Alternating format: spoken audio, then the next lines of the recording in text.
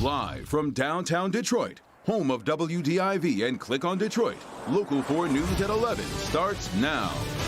He refused to get out of his SUV. What happened once he tried speeding away from officers? A dogfighting ring discovered in a Detroit neighborhood. What's being done tonight to help the dogs rescued from that home? We're going to begin tonight at 11 with allegations that a special needs teacher kicked a student. An arrest warrant issued for a Southfield Middle School teacher after an investigation into the abuse. Jason Colthorpe is at Levy Middle School in Southfield tonight where this allegedly happened. Jason. This family describes it as a situation as simply a teacher that didn't like their son. It began last year in 7th grade, and this year when he started 8th grade, got much worse. And that teacher, by the way, was stunned to find out tonight that there was a warrant out for her arrest. I love him, you know that, right? Brittany Moxley's 13-year-old son transferred to Levy Middle School halfway through last year after severe bullying at his last school. We had hope again, and we were starting new. But that hope quickly disintegrated, along with the relationship with the teacher of the autism program. And on October 1st, her son describes the moment it turned violent. She said, try it again, and I was confused, so I was like, well, what do you mean, try it again? Then she, kicked me right in my knee. Right then, as a mother, I'm like, what? You know, how this is supposed to be a teacher. You wouldn't expect this. We send our kids to school for them to be safe. Today, Southfield police confirmed a warrant has been issued for this teacher's arrest and that she isn't cooperating. I tracked down the teacher in question. We're not identifying her because she hasn't been formally charged. She denied the allegations, saying she's never touched her own children, let alone any students of hers in her 12 years of teaching, and that this was all the workings of an unstable parent. I'm not the one who has a warrant for my arrest. Ever since that happened, I've been actually feeling still upset. It was hard for me to do my schoolwork. I'm very proud of him because he said out of his own mouth he doesn't want any other kids to be hurt. The Southfield School District won't comment on personnel matters, but the family tells me this teacher was forced to resign about 3 weeks ago.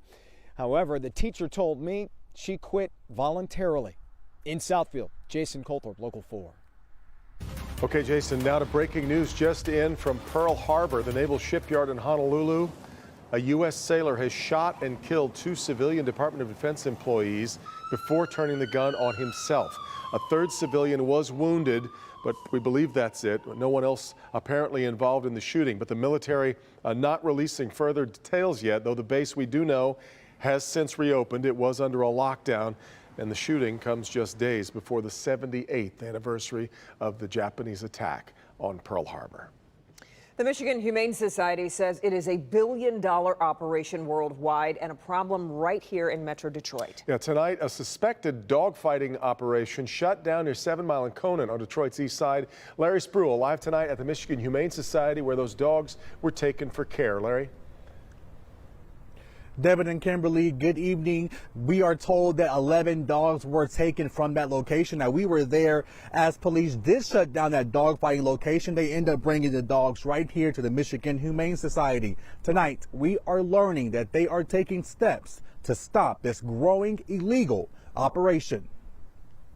Local 4 there Wednesday as both Michigan Humane Society and Detroit police officers walked out of these 2 homes on England Street on Detroit's east side with boxes and boxes of evidence. Evidence they say are signs of a dogfighting operation right here in Metro Detroit. It's very common. It's more prevalent than we care to believe. It happens throughout the city. Police found 11 dogs inside the 2 homes. One of the homes boarded up. Detectives believe the ringleaders were trying to throw people off. But there were more than just dogs inside these homes. Slat mill, treadmills, brake sticks, injectable drugs, conditioning items for the dogs. Investigators say this may be a smaller location, but it's a very complex situation. Dogfighting, worldwide is over $1 billion industry. Dogs are held, where they're conditioned in various locations. They're usually not fought where they're conditioned. In January, state lawmakers signed a new bill called Senate Bill 416. It helps the Humane Society to somewhat get a handle on this $1 billion operation it provided us ways to bond these animals. Previously, when these dogs taken in for dogfighting were held in the shelter custody until we had a disposition in court.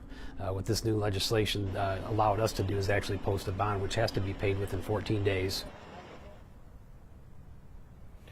And if that bond is not paid, then those dogs will go to the organization that recovered them. In this case, that is the Michigan Humane Society. We're live on Detroit Seaside tonight. Larry Spruill, Local 4. Larry, have we got word on how the dogs are doing tonight?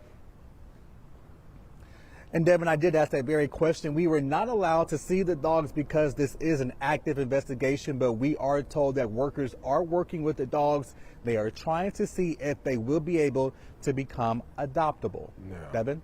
Tall order. All right, Larry. Kim. Tonight, this 20-year-old man from Detroit is facing a long list of charges after allegedly breaking into vehicles and then running from police in Livonia. Body cam and dash cam video show the encounter when police caught up to him. Livonia police say they stopped Cameron Taylor on November 18th after identifying him as a suspect in multiple crimes. Driver, hands out the window. Shut the vehicle off. But body cam video shows the SUV taking off. Taylor gets away, but not for long. Police say he was driving the same SUV a week later when he was stopped by Detroit police. He was arrested and his vehicle was impounded. And Taylor is facing multiple charges, including larceny and fleeing and eluding. He's being held on a $50,000 bond. Tonight, Detroit police say the suspect charged in Officer Rasheed McClain's murder has now confessed to the shooting. Tomorrow, Juwan Parks is going to face a judge for the first time since Officer McClain and his partner were shot back on November 20th. 28-year-old is charged with first-degree murder. Police also believe he's connected to other shootings in the city.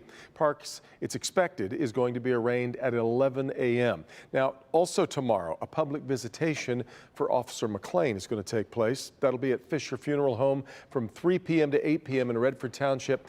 Then the funeral services for the officer will be held Friday, Greater Grace Temple, starting at 11 a.m. The UAW's tentative agreement with FCA is going to the rank and file for a vote. Voting starts Friday and is expected to last until Wednesday.